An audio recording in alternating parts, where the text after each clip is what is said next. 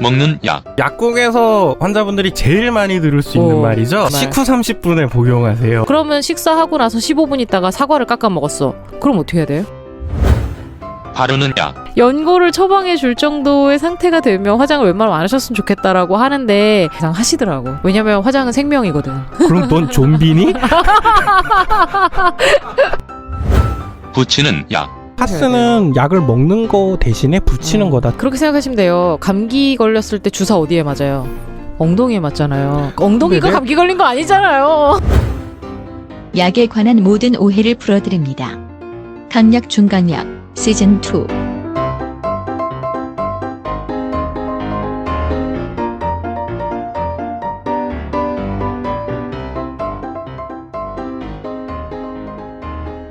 안녕하십니까. 강약 중강약 36.6도씨 의료생협 30분 의원 정혜진입니다. 안녕하십니까. 1대1 사상 검증을 하러 온 황약사입니다. 안녕하십니까. 백수 생활이 익숙해지고 있는 송백수입니다. 안녕하십니까 여러분. 지난 2주간 잘 지내셨나요? 네, 똑같은 질문 하시네요. 백수의 생활은 특별할 게 없습니다. 왜 제일 바쁘던데? 저에게 그런 말 하지 마십시오. 특별할 게 없는 사람이 편집은 왜 맨날 늦게 하는 건데? 그리고 단체 카톡방에 보면 우리들만 대화해. 맨날 바빠갖고 아니 끼지도 않아. 화요일 날 올리려면 월요일 날 편집을 해야 될 거 아니야. 월요일날 또 일이 생겨서 뭔 일이 생겨요. 뭘 하는데. 이제 화금 올라가다가 어느 순간 수토 올라가지 않습니까? 네. 수토라도 올라오면 다행이지. 오늘 토요일인데 아직 안 올라왔어. 지금 올렸어야 됐는데 지금 녹음을 하고 있어서 올리고 와야 될 거 아니야. 아니 내가 너무 우리가 송백수를 뭐라고 한다라는 피드백을 받았어. 그렇죠. 네. 제가 왜 혼나야 되죠? 근데 이게 재밌지 않아? 이게 약간 코드가 설정이 이렇게 되는 게 재밌는 것 같아. 코드가 아니라 이거는 팩트야 팩트. 이 약자를 괴롭히면 청취자들이 아주 싫어할 수 있어요. 약자예요? 네. 뭐 어디가 약하네. 저는- 약을 했으면 했지. 약자. 약자. 약 먹은 자. 우리 이제 지난 2회차 플러스 번외편까지 해갖고 약과 관련된 도핑 편을 했잖아요. 네. 그리고 오늘 그 얘기를 하려는 얘기도 연결이 조금 되기는 하는데 지난번에 도핑 얘기할 때 약물을 우리가 치료용 목적으로 쓰는데 네. 도핑 용도로도 많이 그렇죠. 사용이 됐었잖아요. 치료용과 그 퍼포먼스 인행식 목적으로도 쓰고 그래서 다양한 용도로 쓸 수 있다. 한 가지 약을 굉장히 다양한 용도로 저희가 쓸 수 있거든요. 네. 그래갖고 저희가 이제 나 이 노래 안 하려고 그랬는데 해야 될 것 같아. 야 저 쇼미더머니 스타일로 그게 뭐야? 비트 주세요 한 다음에. 이거 그걸 동요잖아. 안 봐서 동요. 모르세요. 이거 동요야 동요. 이름은 하나인데 별명은 서너 개. 너 내일 모레 40이다. 근데 애 앞에서 불러줘야 될 노래를 애도 없으면서 꼭 부금을 깔도록 하겠습니다. 와, 부금을 막 비트박스 넣어주시는 거예요? 아니, 그냥 애기 목소리를 같이 넣을게요. 그럼 좀 들어줄만 할 것 같아요. 아니 들어주는 게 아니라 못 봐줄 것 같아. 시즌 2 9번째 이야기. 일부. 같은 약 다른 용도.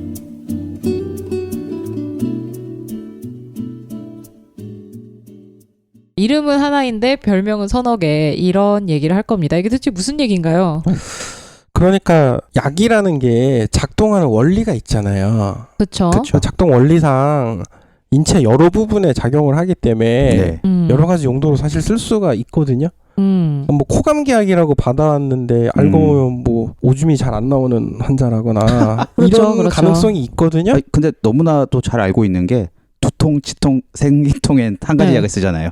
근데 또 그거는 웃긴 거는 통이니까. 그거는 두통, 치통, 생리통에는 이라고 얘기를 하니까 사람들이 그 약은 두통, 치통, 생리통에만 듣는 줄 알아요. 네, 그런 선입견을 가지는 경우가 있어요. 어쨌든 세 가지 질병을 치료할 수 있잖아요. 그거는 그냥 모든 통증에 듣는다라고 얘기를 해주시면 그게 되는데. 광고 포인트가 그건데, 네. 일단 어떤 이유로든 사람들이 어떤 스테레오타입을 가지게 돼서 내가 알고 있는 그 선입견 하에서 정보를 해석을 하기 때문에 엉뚱한 해석이 나오는 경우가 꽤 있거든요. 예를 들면 수면제 같은 경우에 수면제 그러면 딱 떠오르는 어떤 스테레오타입이 있잖아요. 먹고 수면제? 잠 오는 많이 먹으면은 뭐 죽고. 자살을 하고 아, 뭐. 수면제가 자살용으로도 쓰이죠. 옛날 드라마 보면 뭐 나오고 막 황경선은 이상한 스테레오타입을 갖고 있네 수면제. 아니, 나는 아니, 전혀 아니. 이 생각 안 했거든. 수면제라는 거랄까 그냥 먹고 자는 거 아니에요? 발용. 뚱그려가지고 수면제라고 말하는데 그 수면제 안에 다양한 종류의 약들이 있는데 그렇지. 원래는 이 용도로 안 쓰는데 이 용도로 쓰는 것들이라든가 뭐 이런 그렇죠. 게 있어가지고 근데 그거를 뭉뚱그려서 하나로 생각을 해버리면 좀 곤란해진다. 잠이 안 오는 이유가 여러 가지다 보니까 잠이 안 오는 원인에 대한 약을 드리거든요. 아 그래요? 근데 그 원인에 대한 약을 치료를 하면 잠이 좀 잘 오기 때문에 아 이거는 잠이 오는 약인가 보다 이렇게 생각하는 경우들이 있죠. 그러니까 같은 약 가지고 여기저기 쓸 수도 있는 거고 한 질환에 대해 여러 가지 약을 쓸 수도 있는 그렇죠. 거라서 약이랑 질환이 1대1 매핑이 안 돼요. 아, 1대 다대응일 때도 있고 다대1 대응일 때도 다대다일 있다. 수도 있겠다. 다대다일 수도 있죠. 다대다인 경우가 제일 많을 것 같아요. 예. 근데 사람들이 본인들이 알고 있는 제한된 정보로 뭔가 이걸 자꾸 1대1로 인식하려는 그러니까요. 경향이 있더라. 왜냐면은 감기 걸렸을 때 형이 감기 걸리고 동생이 감기 걸리면은 형이 저 감기약 타온 거 있으니까 그거 먹으라 그러잖아요. 오 동생한테. 맙소사. 저거 하니까 나 옛날 생각났어. 그 3번에서 정형외과 얘기 내가 한 적 있지 않아? 어떤 거요? 그러니까 할머니가 무릎이 아프고 네. 며느리가 허리가 아, 아픈데 얘기한 적 있어요. 얘기한 적이 맞아요. 있어요. 똑같은 진통제를 쓰는데 네. 할머니한테 빨간색으로 된 약을 주고 며느리한테 하얀색으로 된 약을 주면서 이거는 다른 약이라고. 허리 약이다. 이건 무릎 약이다. 이렇게 1대1 매핑을 의사가 강제로 지정을 해준 거죠. 왜냐면 안 그러면은 나는 허리 아프고 쟤는 그러니까. 저기 뭐야 다른 데 아픈데 똑같은 약을 줬다는 거야. 약을 잘못 준 게 아니냐 이렇게 되는 거지. 그러니까 오늘은 그런 선입견에 도전하는 방송이 되지 않을까. 그러네요. 이게 제가 생각하기로 왜 이런 현상이 일어나는지를 그동안 환자를 보면서 곰곰이 생각을 해보니까 네. 우리 업자들은 네. 양리학이라 그래서 약의 작동 원리부터 배우잖아요. 그렇죠. 그러니까 그 원리에 기반을 해가지고 약을 인식을 하는 거야. 근데 환자들은 그걸 모르잖아요. 약의 원리를. 그렇죠. 자기가 받아왔을 때 설명을 들었거나 자기가 기대한 어떤 기능 단위로 약을 그럼요. 인식을 하는 거예요. 이건 감기약 뭐 이렇게 생각하죠. 우리가 보기에는 비스테로이드성 소염 진통제를 허리에도 쓰고 무릎에도 쓰고 머리에도 쓰고지만 환자들은 이건 두통약, 예. 이건 치통약, 이건 아, 생리통약이니까 예. 와, 이 세 가지에 다 듣는 세 가지 기능을 하는 멀티 참 플레이어 좋은 약이구나. 참 좋은 약. 이렇게 돼버린다는 거야. 우리가 상상하는 약을 먹었을 때 어떤 일이 일어나는가를 보통 상상을 하게 되면 우리는 약을 먹으면 이 약이 위와 소장에서 흡수가 되고 혈류를 타고 들어가서 특정 화학 물질과 반응을 해서 그 약이 어떤 장기와 어떤 장기에 어디에 기능을 할 것이냐 이런 걸 저희는 이렇게 상상을 쫙 하거든요. 네. 왜냐면 그걸 배웠으니까. 그거를 이제 처방을 해서 혹은 내가 먹으면서 그 기대 효과를 기대하는 건데 문제는 마치 그 다른 분들은 초콜릿을 먹으면 달다처럼 이 약을 먹으면 진통 효과가 있다. 그렇죠. 이게 바로 그 중간 과정에 있는 그 화학적인 작용들, 생리적인 알 수가 작용들이 없죠. 알 수가 없으니까 이 약의 다른 여러 가지 파장에 그렇죠. 대해서는 전혀 이해가 안 되는 거죠. 알 수도 없지만 관심도 없죠. 그렇죠. 제가 많이 들었던 얘기 중에 하나가 뭐냐면 타이레놀 사실 처방 되게 많이 하거든요. 감기 네네네. 걸렸을 때 몸살이나 뭐 열나는 사람들이나 두통 이런 거 많아서 타이레놀 처방하는 경우가 많은데 처방약에 타이레놀이라고 써 있으면 이거 두통약 아니에요? 라든지 애기 엄마들은 이거 해열제 아니에요? 이렇게 물어보는 거예요. 그죠. 근데 이게 어떤 사람에게는 해열제로 각인이 돼 있고 어떤 사람에게는 두통약으로 각인이 돼 있단 말이죠. 그러니까 해열제라고 생각하는 사람은 100% 애엄마들이겠죠. 그렇죠. 어른은 타이레놀을 해열제로 먹을 만한 일이 사실 별로 없거든요. 두통약이라고 생각하는 사람은 직장인일 경우가 많을 거고 그럴 확률이 높긴 하겠네요. 학생이라든가. 네.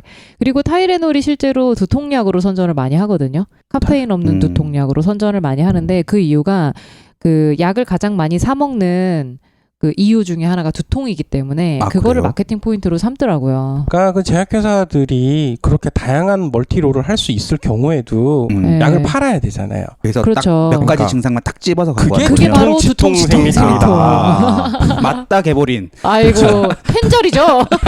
맞다는 펜자리고 개보린? 펜자? 맞다 개보린 맞다, 아니에요? 개보린. 맞다 개보린 아니야? 맞다 개보린. 난 몰라. 그 두 선전이 너무 맨날 헷갈려. 개보린이고 펜자리고 사이돈이고 태어나서 단 한 번도 먹어본 적이 없어가지고. 나도. 아 근데 개보린은 너무 강렬하게 남아 있어요 인상으로. 왜요 왜? 그러니까 광고를 너무 잘 만든 것 같아요. 광고로 치면 두통, 우르사가 지통 최고인데. 아니 꼭 TV 광고뿐 아니더라도 네. 실제로 판매용으로 만드는 약들 보면은 네. 겉에 어떤 광고 문구가 적혀 있거든요. 그럼 그 문구 보고 문구대로 그렇지 효과 빠른이라고 써 그것도 약 있으면. 아니 그게 아니라 두통 치통 생리통이라고 적혀 있으면 네. 두통 치통 생리통일 때 네. 사가는데 그치. 내가 뭐 다른 통증엔 안 뭐 사가는 무릎이 거지. 아픈데 당장 먹을 게 없어서 개보린을 얘기를 하면은 약사가 나 두통도 아니고 치통도 아니고 생리통도 아니에요 이래 버리거든. 그렇죠. 아, 환자가 그렇죠. 당연하죠. 그거를 일일이 설명해가지고 헐. 언제나 늘 말하지만 쩐이 안 남는 개보린을 파느니 너무 먹고 싶은 대로 가져가세요 이렇게 되는 거야. 그리고 뭐 근육통 같은 거 있을 때 네. 등이나 뭐 네. 이런데 근육통 있을 때 뭐 케토톱이나 트라스트 쓰라고 말씀드리면 그건 관절염약 아니에요? 그렇지. 이런단 무릎에 말이지. 붙이는 거지 그거. 캐내야 되니까. 캐내야 되는데 근데 어쨌든 걔는 진통제잖아요. 근데 그거를 설명하기가 굉장히 힘든 거예요, 그죠? 아니 또 진통제랑 소염제랑 해열제는 별도의 세 가지 기능을 하는 약이잖아. 지금 우리 둘만 웃고 이 인간 안 웃고 있는 네. 이유가 네. 이거거든요. 진통, 소염, 해열이라는 게 네. 어떤 특정 성분이 들어가서 진통, 해열, 소염을 다 한꺼번에 할 수가 있거든요. 그래요? 네. 좋은 성분이네. 우리가 진통제라고 부르는 게 해열, 진통, 소염 세 가지. 왜냐면 세 가지가 우리 몸에서는 같은 이유 때문에 일어나는 현상이라서. 그렇죠. 염증이 생겼을 때 네. 생기는 여러 가지 현상들 중에 열이 나고 네. 통증이 생기고 붓고 뭐 이런 공통적인 현상들이 있어요. 그러니까 염증이 있다라는 것으로 설명되는 여러 가지 현상들이 있는데 소염제가 들어가면서 그 증상들을 다 가라앉혀 주다 보니까 열도 떨어지고 통증도 떨어지고 이렇게. 그러니까 저희들은 그 세 가지 약을 이제 항염증 작용을 하는 약, 뭐 안티 인플라마토리 드럭이라고 저희는 배우는데 네. 세상 밖으로 나가면 해열제 주세요, 진통제 주세요 이렇게 바뀌죠. 그렇죠. 그러니까 기능에 따라서 이해하는 게 훨씬 쉽기 때문에 그렇죠. 기억하기가. 그렇죠. 네. 그리고 의사나 약사들은 그 성분에 의해서 약들을 알고 있기 때문에 커뮤니케이션에서 굉장한 갭이 생긴다라는 그리고 거죠. 그거를 일일이 설명을 하고 있느니 네. 주고 주는 대로 먹으세요라고 말하고 다음 손님을 받는 게 빠르기 때문에 참 항상 이런 식이지. 설명 좀 해주시면 안 돼요? 얘는 할 수 있죠. 그래서 저는 다 해요. 시간이 많아서. 얘는 추가금을 더 받을 수 있으니까 가능하고. 네. 하긴 뭐 환자가 줄 서 있으면은 그러기도 쉽지는 않겠다. 그러니까 안 되죠. 불가능합니다.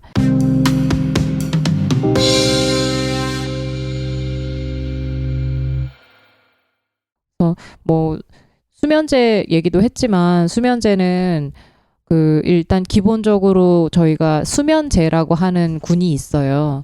그건 정말 먹으면 잠이 오는 약이죠. 근데 이 사람이 예를 들면 잠이 안 오는 이유가 화가 나서 잠이 안 올 수도 있고 불안해서 잠이 안 올 수도 있고 너무 우울해서 잠이 안 올 수도 있고 그런 것들에 따라서 원인에 따라서 그 원인에 맞는 정신과 약을 처방을 하게 되면 실제로 수면제 없이도 잠을 잘 주무시거든요. 네. 왜냐하면 많은 정신과 약들이 저녁 시간에 복용을 하게 이제 되어 있는 것들이 있고 수면이 결부되어 있는 경우 저녁 처방을 하는 경우도 있고 그렇다 보니까 아니면은 정신과 약 중에 진정작용을 하는 것들이 있거든요. 네, 수면을 들게 하는 건 아니지만 전체적으로 좀 차분히 가라앉게 되는 그런 신체적인 효과가 나타나는 것들은 실제로 먹으면 약간 졸음이 올 수는 있어요. 그래서 그 진정작용을 응용해서 수면 용도로 처방을 하는 경우가 있고 심지어는 저희 왜 예전에 항히스타민제라고 네네네. 얘기하면서 진정작용이 있어서 감기약인데 코감기약 먹으면 졸린다는 얘기했잖아요. 그거 약국에서 수면 유도제라고 파는 약이 있거든요. 그게 항히스타민제예요. 그 진정작용이 좀 강한 거를 수면 네. 용도로 네. 따로 이제 안전한 약이니까 맞아요. 그냥 일반 의약품으로 팔지만 환자분들 입장에서는 스틸록스나 네. 그 졸피뎀 뭐 그 수면 유도제나 어차피 그게 수면제 아니야? 약한 수면제, 센 수면제. 약국에서 주는 수면제와 병원에서 주는 수면제. 그렇게 이제 해석을 해버리니까 실제로 항히스타민제 같은 경우가 종류가 되게 다양하거든요. 성분이. 그러니까 그 약의 기능이 히스타민을 억제하는 건데 성분은 되게 다양해요. 근데 어떤 항히스타민제는 실제로 진정작용이 세서 저희 되게 가려움 심할 때 그런 거 먹으면 차분하게 가라앉으면서 가려움증도 줄고 잠도 좀 잘 오고 좀 그렇거든요. 제가 왜 그때 항히스타민제 방송하면서도 저 잠 안 오면 액티피드 먹고 잔다는 얘기 했잖아요. 그러니까요. 그래서 그 특정 성분의 항히스타민제들은 실제로 콧물 감기 용도 말고 그쪽 용도로 훨씬 많이 쓰이는 거죠. 네. 아예 용도가 그쪽으로 더. 네. 그냥 그 약의 부작용 정도라고 생각했는데. 아니요. 아예 그쪽으로 적응증이 나는 거죠. 그래서 저 부작용 얘기를 하는 게 부작용이라는 것도 뭔가 그렇지. 나쁜 작용 이렇게 생각하는 사람이 또 많아요. 정작용의 반대말이라면서요. 그러니까 사이드란 뜻이에요. 예. 사이드 메뉴라고. 그게 부정적인 의미가 아니고. 네, 정의 네, 네. 반대가 아니고 부정적은 부수적이다. 그러니까 그런 사이드 네. 메뉴 이제 스테이크 옆에 나오는 그 부수적인 거라서 네. 저희가 보통 사람들이 생각하는 부작용은 어드버스 이펙트예요. 어드버스 반작용 같은 거, 역작용. 그렇죠. 역작용이라 그래서 그거는 좀 다른 말이고 부수적인 작용은 어떤 약이든 다 있을 수가 있어요. 왜 약국 가서 부작용 없는 약 주세요라거나 세상에 이 그런 약 일이. 부작용 없는 거죠라고 말을 하면은 할 말이 없겠네. 예. 그 이러죠. 네. 보통. 예. 진짜. 뭐라고 그럼 거기다 대고 부작용이란 건 말이죠. 어넌티드 이펙트가 있고 사이드 이펙트가 있는데 사이드를 말하시는 거예요. 어넌티드 어드버스 드러그 이벤트를 말하시는. 그래서 제가 지금 의약품 안전 관련 들어가서 이 사항을 보고를 할까요 말까요? 뭐 환자랑 이런 얘기하고 있을까? 험악해. 어르신들 대하기 참 힘들 것 같아. 그런 설명을 안 하는 게 좋아요. 아예 시작을 안 합니다. 그래서 보통은. 그분들과의 효율적인 커뮤니케이션은 그 방법밖에 없어요. 왜냐면 그걸 받길 원하지 않는 사람에게 그쵸. 교육을 하면은 폭력이죠. 그렇죠. 자, 그래서 그 약의 효과 말고 부수적인 효과들이 나타나는 것들로 인해서 이거 봐라 라고 하면서 원래 주로 사용하던 용도 외에 다른 용도로 개발된 약들이 꽤 있어요. 그게 송백수가 그렇게 간절히 원하고 발에바지 않던 비아그라죠. 정말요? 비아그라 네. 원래 용도는 혈압 강화제예요. 폐동맥 혈압약이었다고요? 고혈압 네. 실제로 쓰는데 원래 개발할 때는 그 고혈압 쪽에 쓰려고 개발을 한 건데 쓰다 보니까 부작용으로 와우. 발기가 되는 부작용이 있었다. 어메이징. 그 약의 부작용으로 그런 효과가 나타나는 걸 알았을 때 그 약을 만든 사람은 매우 기뻤겠네요. 그걸 발견한 사람들은 이제 그 복권 당첨. 네, 복권 당첨이구나. 실제로 화이자가 세계 랭킹 1위로 올라가는 지대한 공헌을 한 약들 중 하나죠. 그거 말고 탈모 치료제도 똑같아요. 전립선 때문에 처방을 계속 했는데 어느 날 되게 덥수룩해져갖고 나타나신 거죠. 그러면 이거 봐라 그러면서 또 그 약들 중에 네. 그 허스치즘이라고 발모. 털이 네. 나는 부작용을 가진 약들이 몇 종류 있는데 그 중에 그나마 제일 안전했던 거죠. 그게. 그래서 당장 개발에 착수하는 그런 것들이 있죠. 그렇게 우연히 발견한 약들이 좀 있네요. 뭐 예상했을 수는 있는데 이 정도까지일 줄은 몰랐겠죠. 네. 그러니까 우리 임상시험 편에도 설명을 네. 했지만 그 약효를 입증하는데 굉장히 오랜 돈과 시간이 걸리거든요. 네. 근데 아까도 말했지만 발기부전이나 뭐 탈모 같은 거는 그야말로 돈방석이 안 되는 그렇죠. 주사가 아니니까. 그렇죠. 엄청나죠. 그러니까 회사가 목숨을 걸고 목숨까지는 안 걸고 돈을 걸고 개발을 해야 되는 거죠. 그렇지. 그 비아그라는 처방을 받아야 살 수 있는 약이에요? 네. 그렇죠. 왜요? 전문의약품이죠. 왜 그게 전문의약품이어야 그때 되죠? 얘기했었잖아요. 전문의약품이랑 일반의약품의 가장 큰 차이는 안정성 문제가 있기는 있어요. 안전성 문제가 있죠. 근데 막 시중에 막 돌던데. 짝퉁 비아그라. 짝퉁 비아그라가 도는구나. 어둠에 뭐 경로가 있는지는 모르겠는데 중국에서 비아그라도 만든 이건 도핑으로 규제를 해야 돼. 그 산업에 종사하는 분에겐 도핑일 수가 있죠. 프로게임 하시는 분들. 그 중국산 그게 최근에 뭐 이렇게 많이 적발되더라고요. 짝퉁 정말 똑같이 생겼던데. 근데 이제 중국산 짝퉁 비아그라 뉴스를 보고 내가 너무 웃겼던 게 원래 오리지널 비아그라는 파란색이에요. 근데 자기네들끼리 이게 커스텀을 금색으로 하셨더라고요. 중국 사람이 금색을 그렇게 좋아해서 좋아한대, 금색을. 아이폰을 살 때는 꼭 금색을 사야 된다고. 금색을 사야 돼요. 왜냐면은 중고 시장이 중국이 엄청 큰데 중국 사람들은 금색만 찾기 때문에 그렇대요. 그래서 비아그라마저도 금색으로 코팅을 했더라고요. 너무 웃겼어 그거 보고. 여튼 그렇게 처음에 목표했던 작용 말고 부수적인 작용으로 발견이 된 것들이 꽤 있어요. 그래서 송백수가 좋아하는 그 약도 그렇지만 가장 대표적인 거 몇 가지를 얘기를 해보면 일단 아스피린부터 시작을 할 수가 있죠. 아스피린. 아스피린 뭐라고 생각하세요? 뭐 감기나 뭐 머리 아프거나 이럴 때 뭔가 아니에요? 네, 그 전형적인 해열제 진통제죠. 근데 어르신분들한테 아스피린이라고 얘기를 하면은 그렇지. 저기 혈전 녹이는 약이라고 아니야, 생각해요. 혈압약이라고 알고 계셔. 아, 혈압약이라고 아는 사람도 있어? 혈압약이라고 아는 사람들이 많은 게 왜냐면은 혈압약에 같이 주거든요. 이거를 뭉뚱그려서 통으로. 그러니까 아스피린은 역사와 전통을 자랑하는 가장 오래된 진통소염 해열제예요. 네. 그래서 우리가 알고 있는 아스피린은 보통 500mg을 한 번에 먹는데 네. 그걸 먹었을 때 진통 해열 효과가 있거든요. 그런데 이 아스피린이 몸에 들어가서 여러 가지 부작용, 부수적인 작용들을 네. 만들어내는데 그중에 우리 몸에 피가 났을 때 혈액이 응고되는 데 관여하는 혈소판이라는 게 있는데요. 그 혈소판이 응집이 되면 그러니까 피가 났을 때 혈소판이 바깥으로 나와서 터지면 그게 이제 딱지를 만들어지고 피를 굳게 만들거든요. 근데 아스피린이 보니까 혈소판의 역할을 방해하는 행동을 하는 거예요. 그래서 아스피린 많이 먹으면 위장관 출혈도 생기고 또 되게 여러 가지 그런 출혈 관련 부작용들이 있거든요. 아니 이를테면 뭐 아스피린을 평소에 먹던 사람인데 수술을 하기 전에 얘기를 안 하면 그렇죠. 피가 안 멈춰서 수술을 뭐 할 때 문제가 좀 생기는 경우. 그래서 이거를 쭉 보다가 원래 아스피린이 타이레놀이나 다른 진통 해열 소염제들이 막 나오면서 사실은 약간 뒤로 밀리고 있던 중이었어요. 바이엘이. 거의 밀렸죠. 거의 밀려서 시장에서는 우리 세대는 두통에 타이레놀 먹지, 아스피린은 에드빌 안 먹었던 먹지, 아스피린 안 먹거든요. 그쵸. 근데 여기서 이 아스피린의 부수적인 작용을 이용해갖고 혈소판을 방해하는 이 작용을 어떻게 응용을 한 거냐면 우리가 고혈압이나 고콜레스테롤 혈증이 있는 분들이 혈전이 만들어졌을 때 그 혈전이 피떡이라고 그렇지. 피가 굳은 뭐 그런 거죠. 네, 그걸 그게 없애는. 뇌나 심장을 막으면 그게 뇌졸중이랑 심근경색이 되는 건데 이거를 방해하는 거예요. 피떡이 생기는 걸.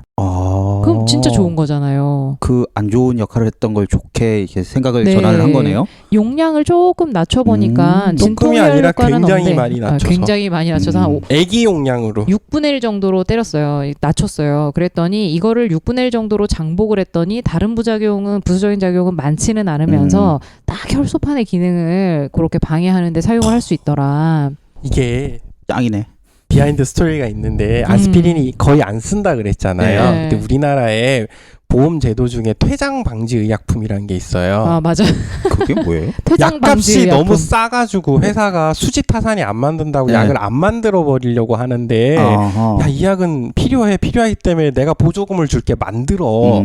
아스피린이 퇴장 방지 의약품이었어요. 근데 방금 정 선생이 말한 그런 용도가 된다는 걸 알면서 처방이 폭발적으로 늘어났거든요. 네. 그렇지. 많이 팔리는데 보조금을 받는 거야. 떼돈을 벌었겠네. 지금도 받고 있나? 아니 없어졌겠지. 야 신평원이 그렇지. 장난하는 거를 줄 리가 있냐? 그 양반들 좀 일 잘하는 것 같네. 심지어 아스피린이 저용량으로 들어갔을 때 이런 효과가 있다라는 거를 알았을 때 우리나라의 아스피린 100mg 처방, 80mg 처방이 아주 일반적이지 않을 때는 어르신들이 외국 나가서 미국이나 이런 데 나갔을 때 그 소화용 아스피린을 막 잔뜩 사오는 거지. 아니 이게 그 아스피린 프로텍트라 그래서 원래 장기적으로 먹을 때 약간 위장 출혈이 있기 때문에 우리 예전에 제형편에 설명했던 그 장용 코팅을 해갖고 100ml로 만든 거야. 그렇죠. 근데 실제 몸에 들어가면 80ml 정도만 그렇지. 남는데 그 소화용 아스피린 뭐 100ml짜리, 80ml짜리 이런 게 실제 소화용으로 파는 약이 있는데 그걸로 사간 거야. 그게 훨씬 싸거든 가격이.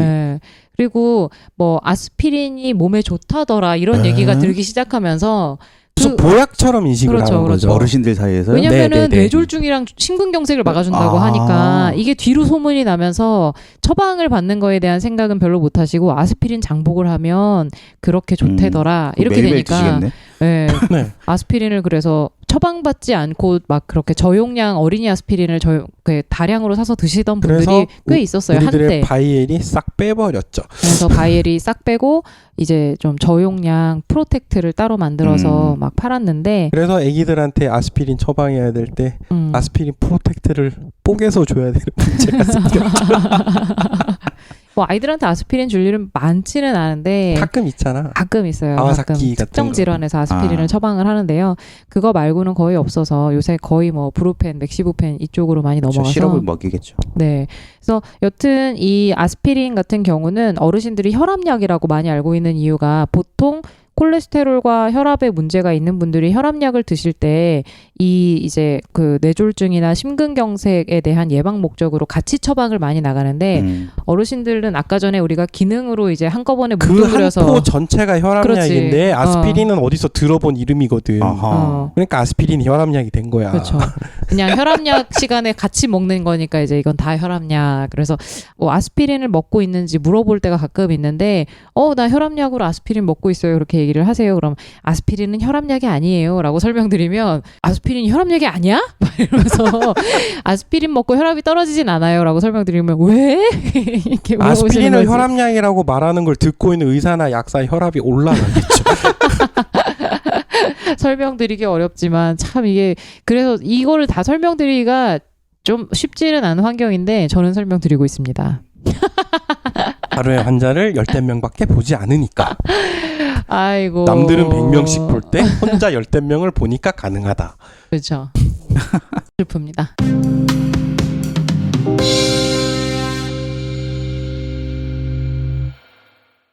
자, 또 대표적인 약이 뭐가 있죠? 도핑 때 얘기했던 그 사격이나 양궁 선수들 손 떨림 방지용으로 먹는 약 있다 그랬잖아요. 주전증 약이네요. 그렇죠, 그렇죠. 이게 지금 기능 단위로 수전증 약이라고 인식을 하잖아요. 그 제 예전에 이제 인천에 있는 G모 종합병원을 다닐 때 있었던 일인데 네. 제가 이제 근무를 하는데 전화를 받았어요. 동네에 있는 무슨 약국이래. 우리 병원 처방을 받아온 환자인데 네. 근데 분업된 지 얼마 안 됐을 때로 기억하거든. 2000년 초중반 중반쯤이니까 얼마 안 됐을 때네요. 그때 나이 많으신 분이니까 옛날 분인 거야. 약사분이. 네. 근데 혈압약을 처방을 받아왔는데 환자가 맞아. 나도 똑같은 거 겪었어. 맞아. 지방간이라는 거예요. 근데 무슨 말이에요? 지방간으로 진단을 받은 환자인데 혈압약을 처방을 받아왔다고. 이게 뭐냐고. 약사분이? 네. 왜냐면 그럴 순 있어요. 왜냐하면은 의약분업 전후에 약사가 같은 일을 하는 직업이 아니거든요. 그냥 그렇죠. 이름만 똑같은 약사지. 네. 옛날 교육 받으신 분이라 모를 수 있다고는 생각을 했는데 제가 그때는 어린 시절이라 그 모를 수 있다는 걸 용납을 안 해서 또 한마디 하셨어요? 아니요. 저 팩스 번호 불러달라 그래서 워싱턴 매뉴얼 그 챕터 다 찢어가지고 팩스로 넣어줬죠. 답답하워 진짜. 성깔 봐. 어렸을 때부터 그러셨군요. 그러니까. 아니 어려서 그렇고 요새는 안 그래요. 그러니까 내가 이런 방송을 하고 있잖아. 요새는 귀차니즘이 들어갔고요. 저 요새 약사 애들 모아갖고 스터디 그룹도 하고 그래요. 애들 그래요? 가르치고 해요. 애들 가르치는 거야? 까는 거야? 까는 거지. 끝날 것 같은데. 너는 그것도 모를 거야. 어떻게 알았어? 너는 그래가지고 약사면 어떻게 따? 와, 우리 스터디 그룹 멤버 이 방송 듣고 있으면 깜놀했겠다. 저 얘기 들으면서. 어찌나 그렇게 예상 가능한지. 사람이 일관성, 컨시스턴시가 중요한 속성이야. 왜 그래? 여튼 어떻게 된 일이에요, 그게? 그러니까 인데놀이라는 게 지방간이라는 게 간으로 뭔가 들어가는 피가 잘 안 돌아서 그 혈관을 확장해 갖고 영양이랑 피 공급이 잘 되면은 네. 간질환이 나을 수 있다는 이유로 저희가 혈압약 시간에 얘기했던 베타 차단제라고 부르는 혈압약인데 그 인데놀이거든요. 상품명이 인데랄, 뭐 인데놀, 프로프라놀롤이라는 약인데 요즘 세상의 업자들은 아무도 그걸 혈압약이라고 인식을 하질 않아요. 맞아요. 애초에. 인데놀 혈압 목적으로 요새 거의 안 쓰거든요. 옛날 분이라서 그렇게 생각하죠. 저 옛날 분이라 베타 차단제란 이름만 보고 혈압약이라고 생각을 한 거겠죠. 그리고 인데놀 이 베타 차단제가 혈압약으로 굉장히 왕성하게 쓰였던 시기가 있어요. 근데 요새는 또 이제 좀 패러다임이 다시 이제 원래대로 좀 돌아오기는 했는데 그분 연세상 그 시절 분이었겠죠. 얼마 전에 저희 환자가 그 이제 불안함 때문에 심계항진이라 그래서 두근거림이 너무 심해갖고 인데놀을 또 처방을 한 적이 있어요. 혈압약을 처방하셨네요.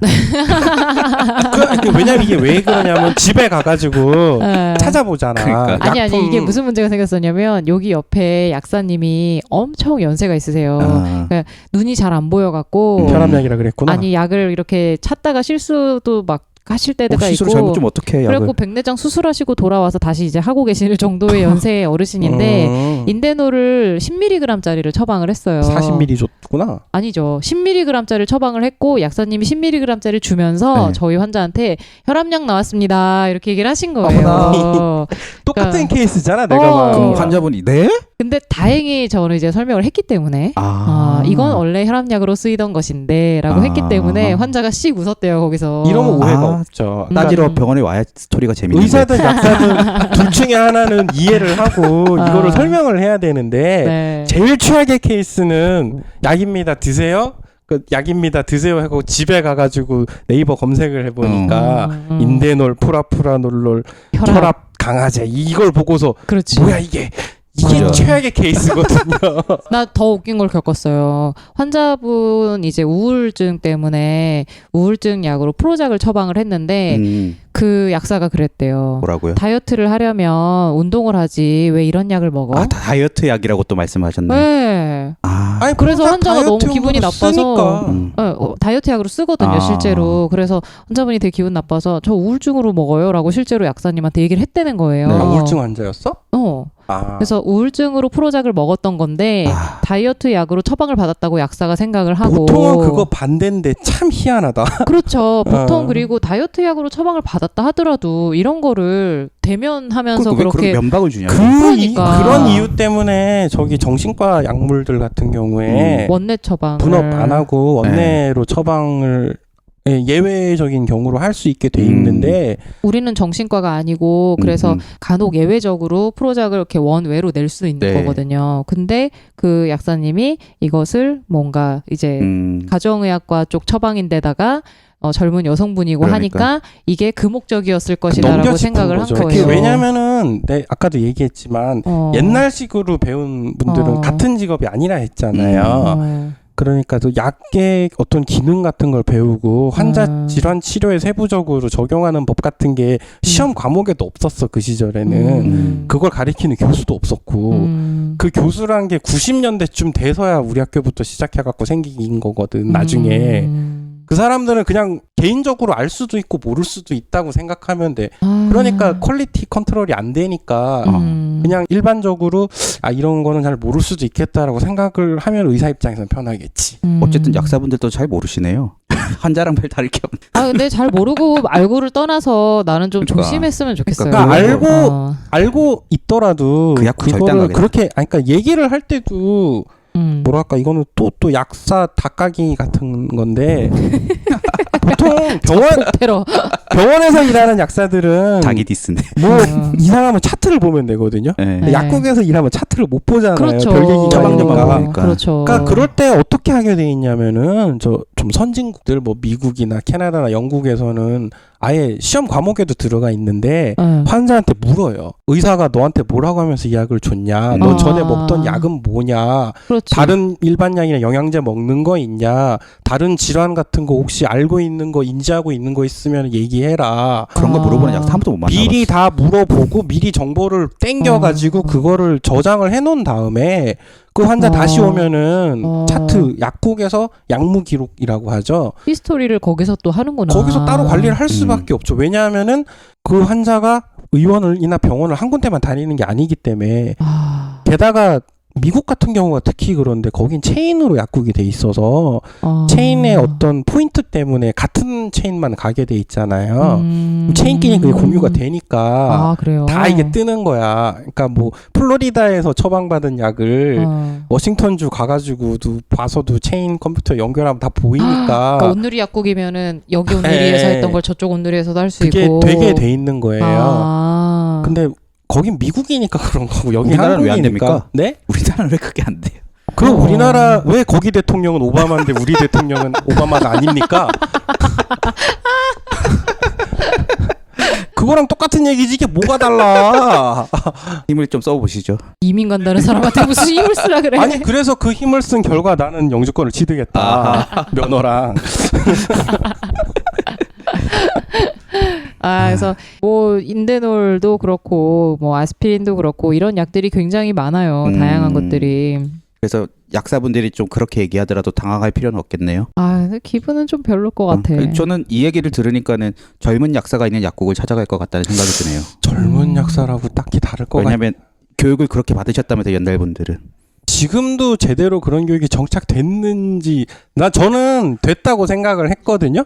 근데 제가 이제 그 새로운 학제를 겪은 애들을 지금 처음 보잖아요. 이제 나오기 시작했으니까. 근데 벌써 나오는. 제일 중요한 사실 하나 간과했어.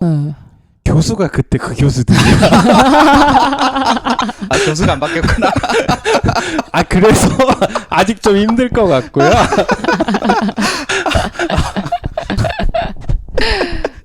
슬퍼. 해외에서 배워가지고 한국으로 돌아와서 그런 움직임을 보이는 사람이 보통 우리 바닥에서 마이너들이거든요. 기초의학하는 사람이 마이너들이잖아. 근데 약대에서는 기초 연구하는 사람이 메이저거든. 왜냐 연구비를 많이 타내기 때문에. 우리도 저처럼 1차 의료하는 사람들이 마이너고. 너는 모든 면에서 마이너잖아. 그건 그렇습니다. 뭐 하는 일도 마이너, 뭐 나온 것도 마이너, 있는 것도 마이너. 돈도 마이너로 벌고. 여러분 30분 병원 많이 애용해 주십시오. 의원이거든요. 와도 못 받아요. 베드 하나도 없거든요 여기. 의원입니다. 침대 없습니다.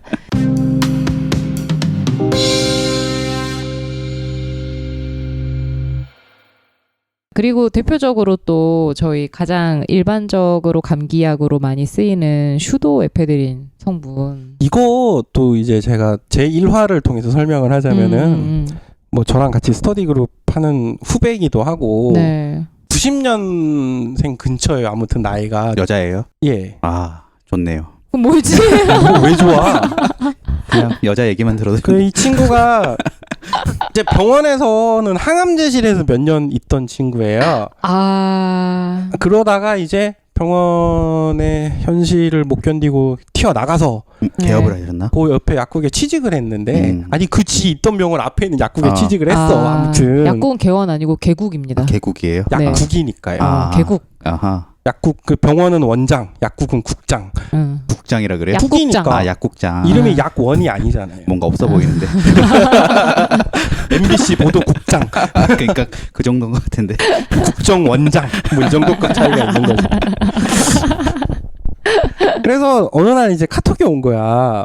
슈다패드라고 이제 코감기약에 쓰는 그 비충혈 제거제 그게인데 비뇨기과 의사인데 교수인데 슈다패드 처방났는데 감기는 아니라는데 이게 뭔가요 하고 나한테 물어본 거야 얘가 지금. 왜 저한테 물어보지? 급하게 물어보셨나 보다. 아니 교수 전화 연결하려면 존나 오래 걸리거든. 교수 병원 고속터미널 옆에 있는 그 병원이니까. 그 큰 병원. 성스러운 병원요. 네, 뭐 그렇죠. 성부와 성자와 뭐 그런 병원이 있어요. 비뇨기과에서 코가 뻥 뚫어주는 약을 처방했다. 그렇죠. 이상하네요.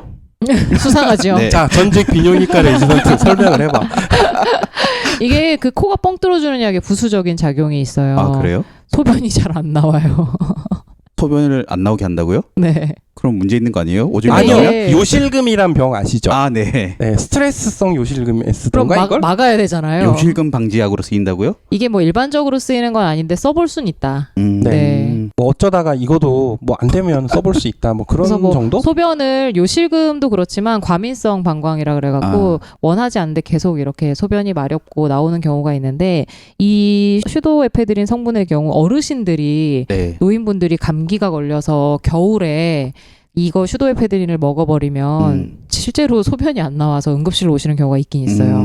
그래서 요 폐색이 좀 이 약을 먹고 좀 나올 수 있는 안 좋은 작용 중에 하나인데 이 요폐색을 좀 역으로 이용을 하면 소변이 너무 자주 나오는 사람들에게는 도움이 된다는 거죠. 그런 기능이. 근데 제가 지금까지 알았던 지식으로는 약의 부작용은 특이한 몇 명한테만 나타나는 거라고 생각을 했었거든요.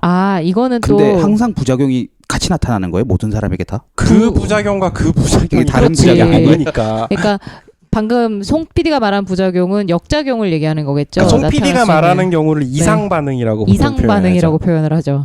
이상한 네. 사람한테만 생기는 게 아니고요. 정상적이지 않은 반응. 근데 이 경우는 항상 있는 거죠.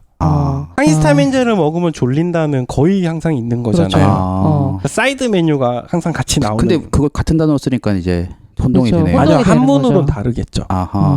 그렇구나. 이렇게 생각을 하면 돼요. 슈도에페드린은 우리 몸에 자율신경계에 영향을 미치는 약인데 자율신경계라는 거는 심장이 뛰고 호흡을 하고 장이 교감이 움직이고 화났다. 그 생물 시간에 교감 선생님을 만나면 놀라서 교감신경이요? 심장이 두근두근 막 그게 이렇게 교감신경이다. 그리고 부교감신경은 좀 온화해서 사람이 이렇게 이완되고 막 이런 거 있잖아요. 그렇게 외우셨어요?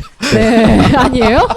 아재들만 그렇게 외웠나 봐. 그렇게 안 외웠어요? 우리는 그렇게 안 저 해요. 아재는 그렇게 안 외웠나 봐. 네. 그러니까 뭐 호랑이를 만났을 때 흥분하는 게 교감신경이다 뭐 이렇게 항진된다라고 하는데 슈도에페드린 같은 경우는 그 교감과 부교감 신경의 그 기량작용에 관여하는 약이에요. 그렇다 보니까 약을 먹으면 그 약이 혈관을 타고 돌다가 코로 가서 코를 뻥 뚫어주는 게 아니라 네. 온몸에 흡수가 돼서 전신에 그치. 있는 교감신경 관련 그 신경전달 물질들을 다 자극하는 거예요. 코한테만 가는 줄 알았는데. 그러니까 이게 말이 안 되는 거잖아. 제약업계 쪽이나 학계에서 이제 개발을 하는 것 중에 하나가 매직 블렛이라고 마법의 탄환이라는 프로젝트 연구를 많이 하는데 네. 그게 말씀하신 그거예요. 특정 기관으로만 가는 코로만 가게 만드는 그런 약을 걸 만들고 있다고요? 연구를 그렇죠. 하고 있어요. 이제서야. 앞으로 목표인 거죠, 이제. 네. 좀 더 헷갈리겠네.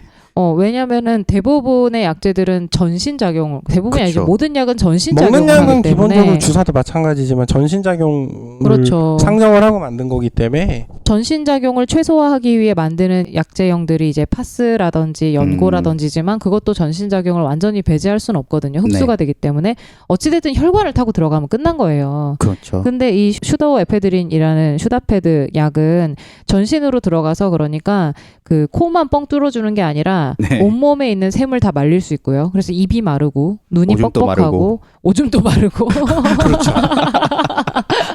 메마른 사람이 되는 거죠. 예, 그래서 아. 굉장히 다양한 역할을 할 수 있고 어떤 사람들은 심장이 좀 두근거리거나 좀 이렇게 붕 뜨는 느낌을 갖거나 뭐 그런 다양한 얘기들을 하거든요. 근데 사실은 사람마다 개인차가 있긴 하겠지만 자율신경계를 건드려서 나타날 수 있는 반응은 모두에게 나타날 수 있는 거죠. 근데 그거를 이제 기능 단위로 인식을 하니까 누군가에겐 코감기 약이 되고 누군가에게는 이제 소변 관련된 약이 되고 누군가에게는 마약 제조 수면제. 원료 물질이 되는 거고 슈다페드는 그렇습니다. 또 저 오줌 얘기하니까 또 그런데 제 예전에 이제 약국 있을 때 그러니까 뭐 오줌 빼는 약이라고 네. 처방을 한 약인데 네. 와가지고 나 전립선 비대증 있나 봐요라고 말씀하신 여성 환자분이 계셨어요. 여성분 네. 전립선이 있으시다고요? 설명서 읽어보고 전립선 비대증에 쓰는 약을 처방을 받아와서 저 전립선 비대증이라고 하던데요라고 말을 한 거야. 여자분이. 그것도 그런 케이스겠다. 그런 케이스도 가능하죠. 네.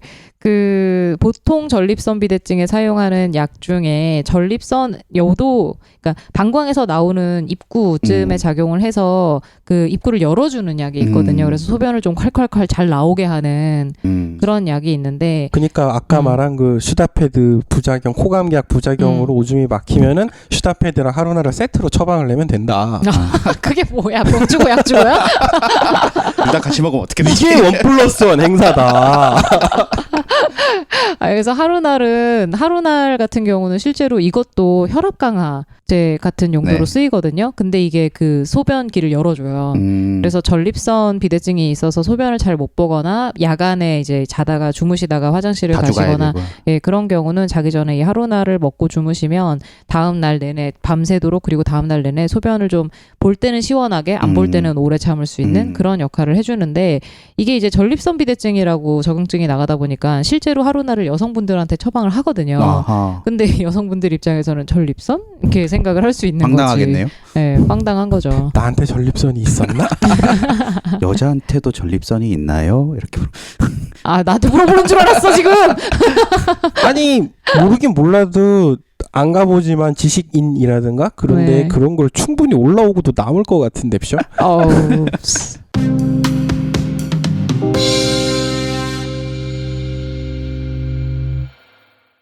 또 여러분들이 이름 못 들어본 약들 중에도 이런 거 엄청 꽤 많거든요. 예를 들면 뭐 당뇨약 메트포르민 같은 거를 이제 PCOS 다낭성 난소 증후군이라는 보통 사람은 이제 듣도 보도 못한 질환에 요즘 뭐 써보는 케이스도 있고 그래요. 근데 이런 경우도 뭐 산부인과 앞에 있는 약사나는 네. 알겠지만 또 엉뚱한 데 가면 당뇨약이네요 또 이런다고.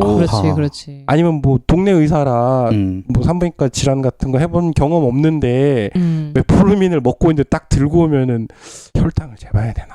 이럴 가능성도 충분히 있다고 생각하거든요. 당뇨약이라 저는. 생각하는구나. 그렇지. 네, 왜냐면 누가 봐도 당뇨약이니까. 그렇죠.